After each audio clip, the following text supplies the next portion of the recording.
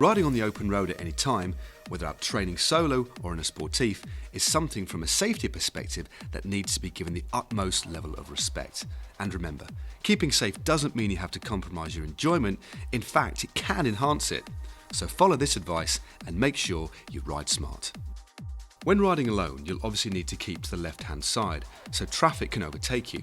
However, give yourself some space, around 1.5 feet or half a metre, so you aren't riding completely in the gutter, where the road surface can be quite worn and rutted, as this can be hazardous in itself.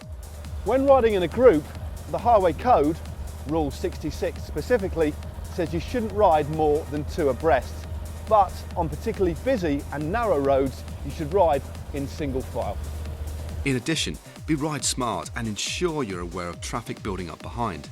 If it does, single out in a safe place and let it pass. So in short, be considerate to other road users, as each time you ride on the road, you're representing cyclists as a whole. When approaching a junction to the left, be aware of vehicles in front of you, turning into or out of that junction. Do this by looking ahead, not down. Check it's safe to do so and then move into the road by around 1.5 meters or around 5 feet to avoid vehicles overtaking you and therefore making yourself more visible. Be ride smart and try and get eye contact when possible with drivers, as this can assist in ascertaining their intent. If you're about to take the left turn, again check it's safe to do so and then move into the same position. Give a clear hand signal showing you are turning. Just ensure you glance behind to check there's no one else undertaking.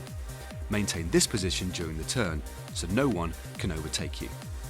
When approaching a busy junction with potential hazards, be ride smart and cover your brakes, ready to take action if needed, as well as reducing your speed.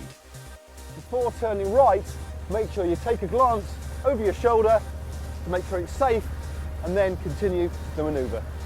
If it is, signal with your right arm, then gently move to the centre of the lane where you can either continue into the junction if it's clear or wait until an opportunity arises. Bear in mind that if taking a right-hand junction in a bigger group, the traffic conditions may change. Never assume that it's safe to cross a junction just because the rider in front has. Always look ahead to assess the situation yourself, even if the other riders have called out that it's clear. Communication is very important within a group, and when you signal, you need to make sure that that information gets passed right the way through the group so each individual can react accordingly. Now conversely, information needs to be passed forward from the back through the group as well, in relation to any vehicles that are coming up from behind. Never undertake long vehicles like buses or lorries, as the likelihood is they won't be able to see you.